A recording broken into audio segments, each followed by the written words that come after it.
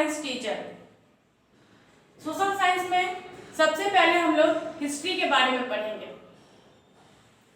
तो जैसा कि हम लोग हिस्ट्री से स्टार्ट करेंगे, तो पहले हम लोग ये जानेंगे कि आखिर हिस्ट्री है क्या, इतिहास है क्या।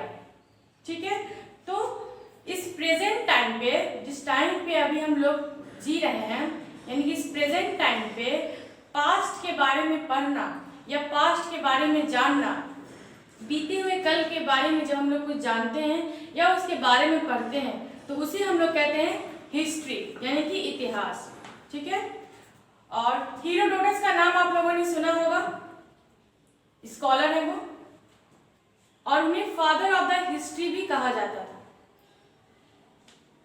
तो हिस्ट्री को, जैसा कि आप लोग बोर्ड पे देख रहे होंगे, हिस्ट्री को 3 पार्ट में डिवाइड किया गया है। पहला है हमारा प्री हिस्टोरिक पीरियड, यानी कि प्रागैतिहासिक काल। सेकंड है हमारा प्रोटो हिस्टोरिक पीरियड, यानी कि आद्य ऐतिहासिक काल। एंड थर्ड है हमारा हिस्टोरिक पीरियड, यानी कि ऐतिहासिक काल। अब हम लोग इन तीनों को 1 बाय 1 डिस्कस करेंगे। सबसे पहले है हमारा प्री हिस्टोरिक पीरियड, यानी कि प्रागैतिहासिक काल। प्रागैतिहासिक काल को 3 पार्ट में डिवाइड किया गया है। फर्स्ट है हमारा पैलियोलिथिक पीरियड, यानी कि पूरा पाषाण काल। पूरा पाषाण काल को अननोन पीरियड से 9000 BC तक माना जाता है।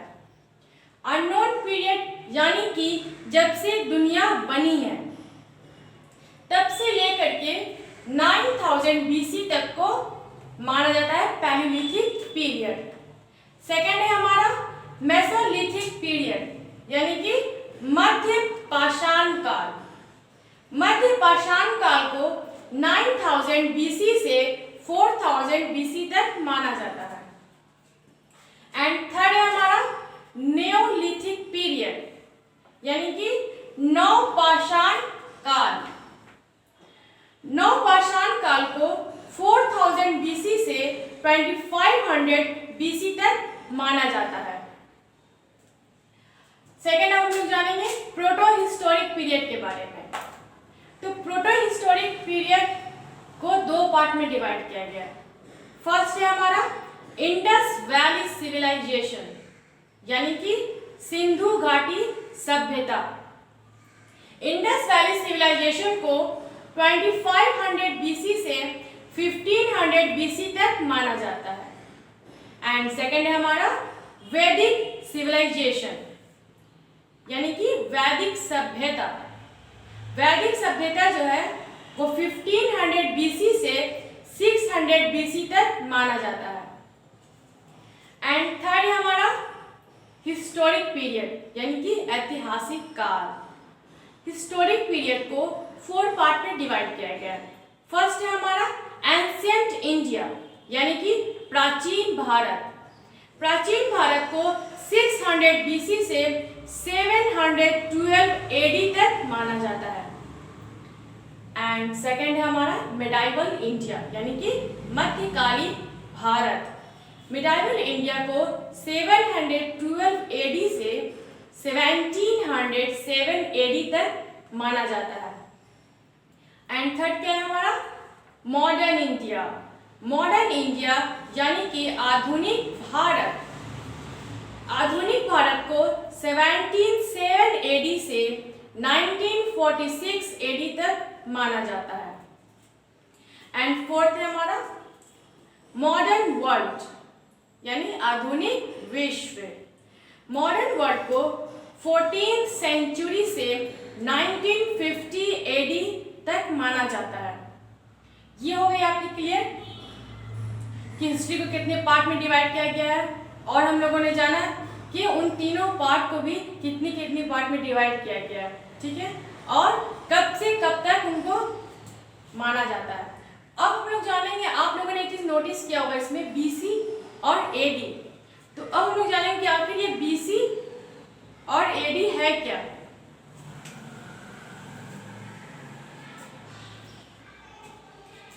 तो देखिए, समझ लीजिए कि यहाँ पे हम एक निशान देते हैं।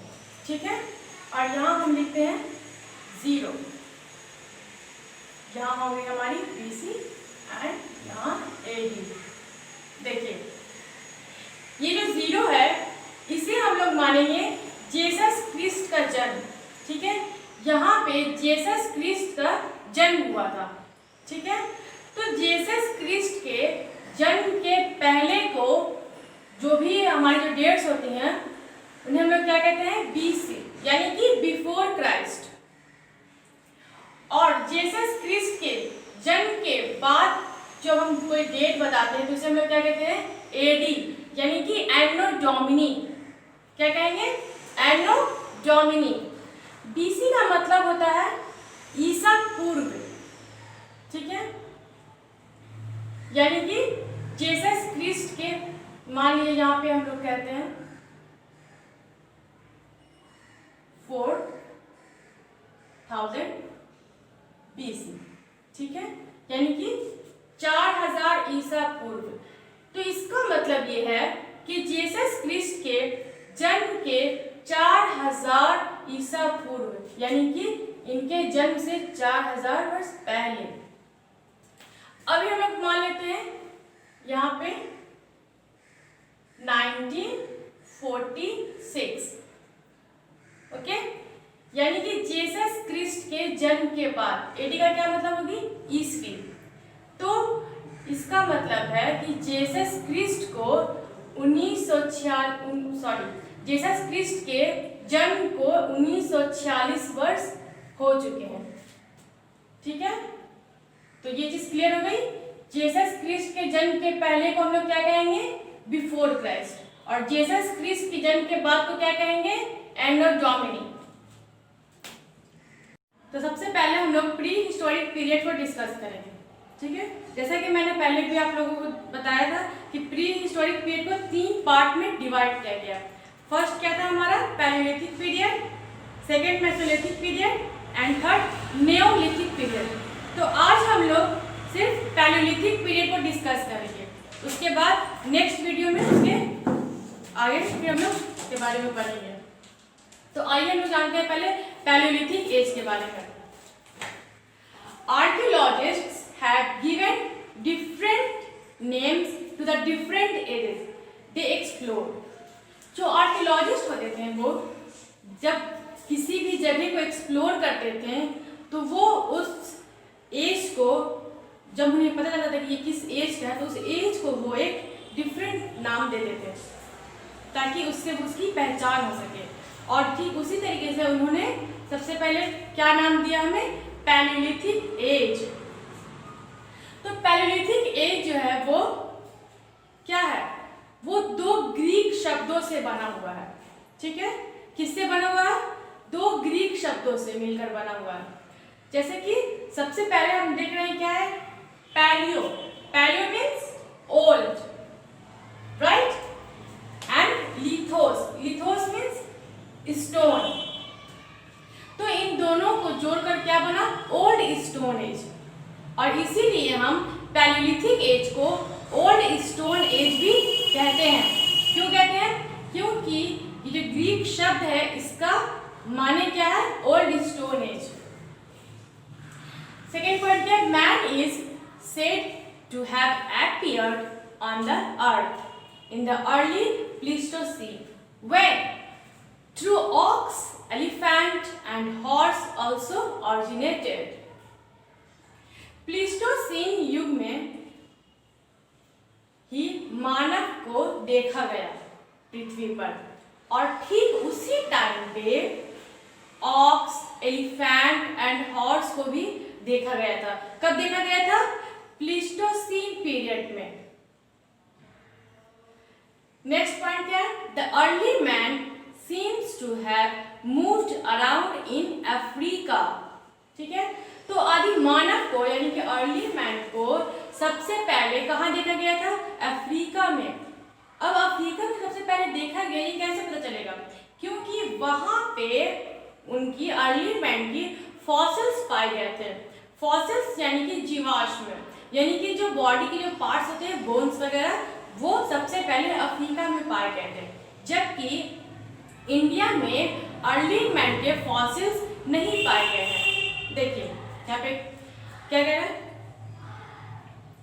The fossils of the early man have not been found in India, यानी कि भारत में अर्ली मैन के आदिमानव के जो जीवाश्म होते हैं या बोन्स वगैरह हम कह सकते हैं वो भारत में नहीं मिले थे।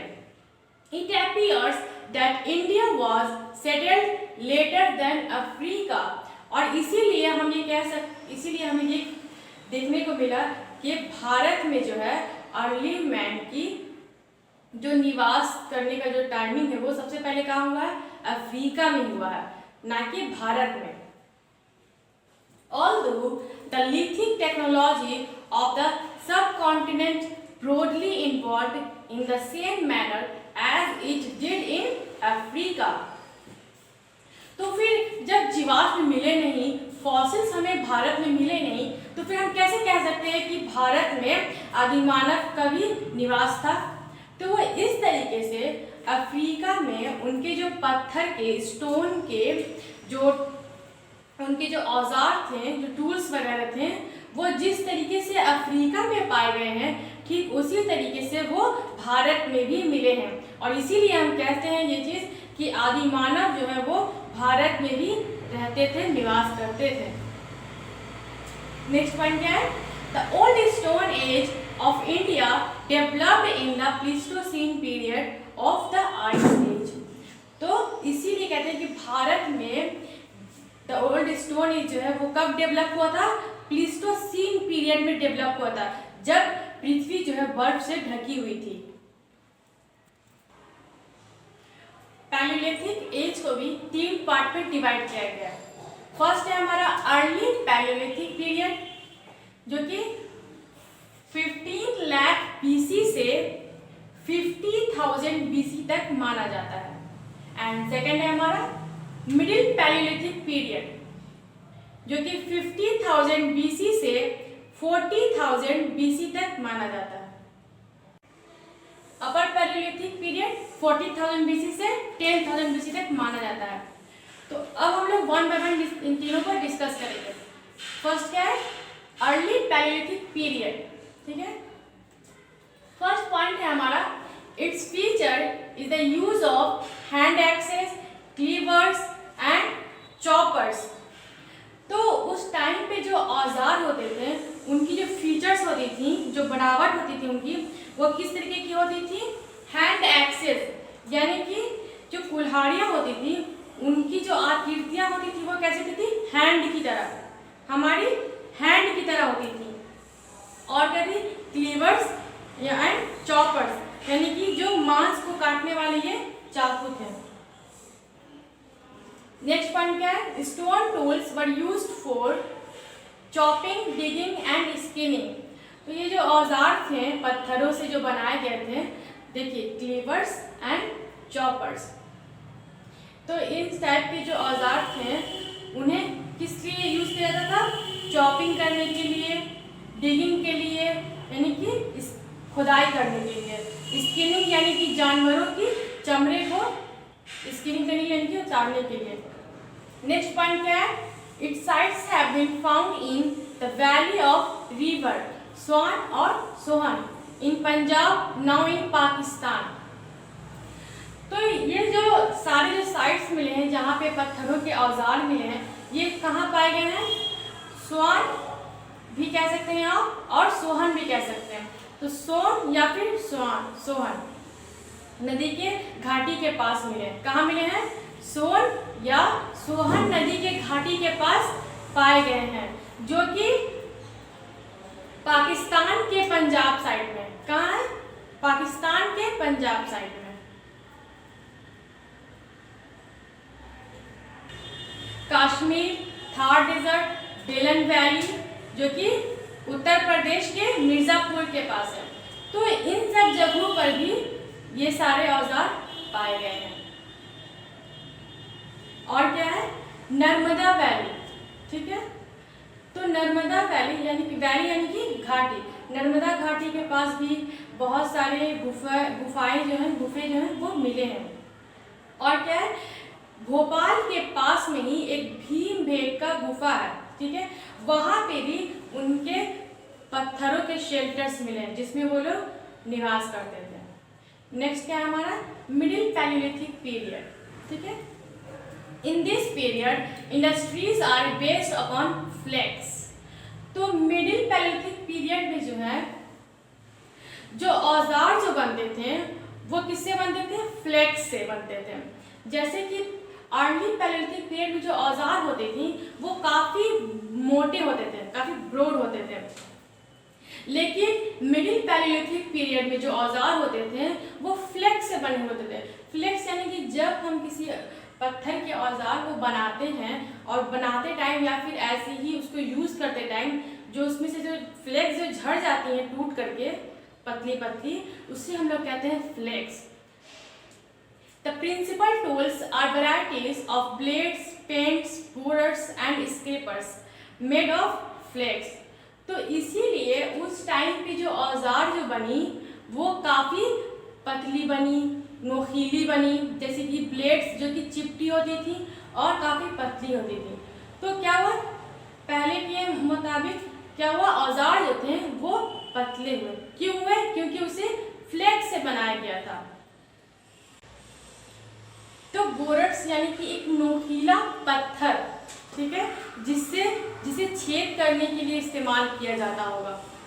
एंड स्क्रेपर्स यानी कि कुदाली जो कि किससे बनते थे, फ्लेक्स से बने होते थे। नेक्स्ट क्या है, the artefacts of this age are also found at several places on the river Narmada river and also at several places south of the Tunga Bhadra river. तो जो कलाकृतियाँ थी यानी कि आर्टिफैक्ट्स वो उस टाइम पे कई जगहों पर मिली हैं, जैसे कि नर्मदा रिवर के पास मिली हैं, ठीक है, यानी कि नर्मदा रिवर के कुछ जगह हैं वहाँ पे जो है ये आर्टिफैक्ट्स पाए गए हैं। फिर तुंगा भद्रा रिवर के पास भी कई जगह ऐसी हैं साउथ में जो कि यहाँ पे ये पत्थर की औजारें पाई गई हैं। नेक्स्ट क्या है हमारा अपर palaeolithic period. In this age, the climate became comparatively warm। तो जैसे कि हम लोग जानते हैं कि पहले जो हमारी जो पृथ्वी थी वो बर्फ से ढकी हुई थी, लेकिन अपर पैलियोलिथिक पीरियड में क्या हुआ कि जो क्लाइमेट है वो चेंज हो गई, यानी कि वो गर्म होने लगी। This period marked by the appearance of new flint industries end of main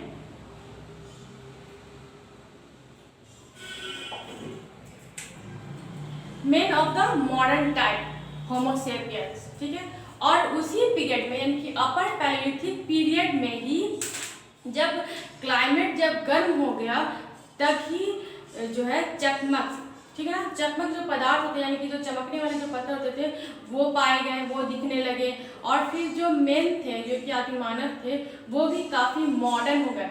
modern means यानी कि पहले जो आदमी थे वो किस तरीके थे, चिंपैंजी की तरह थे, यानी कि उनका जो जॉ लाइन था वो काफ़ी बड़ा था और जो ब्रेन था वो काफ़ी छोटा था, जिसकी वजह से उनके पास ज़्यादा बुद्धि भी नहीं थी, वो ज़्यादा वाइज नहीं थे।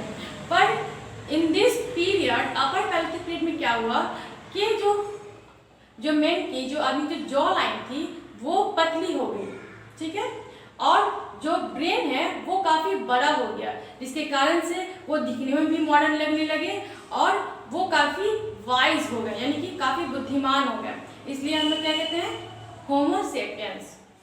Plates and burins have been found in Andhra Pradesh, Karnataka, Maharashtra, central Madhya Pradesh, southern Uttar Pradesh, south Bihar. Caves and rock shelters in upper palaeolithic period have been discovered at Bhimbetka near Bhopal, ठीक है। तो कुछ पत्थरों की चपटी औजार, ठीक है, जिसे हम क्या कहते थे, ब्लेड्स एंड ब्यूरीन्स यानी कि खुदनी, ये सारी चीज़ें हमें कहाँ मिली, आंध्र प्रदेश में मिली, कर्नाटका में, महाराष्ट्र में, ठीक है, सेंट्रल मध्य प्रदेश में, साउथर्न उत्तर प्रदेश में एंड बिहार के साउथ में, ठीक है। कुछ पत्थरों के शेल्टर्स यानी कि उनके जो आश्रय थी रहने की वो गुफाएं, ये सब कहाँ मिली, अपर पैलियोलिथिक पीरियड में पाई गई हैं। और ये कहाँ डिस्कवर की गई हैं, भोपाल के भीमबेटका के पास, ठीक है। ठीक है, कहाँ मिली है? भोपाल के भीमबेटका के पास। भीमबेटका क्या है? वो एक गुफा भी है, गुफा का भी नाम क्या है? भीमबेटका। तो नेक्स्ट वीडियो में हम लोग जानेंगे मेसोलिथिक पीरियड के बारे में।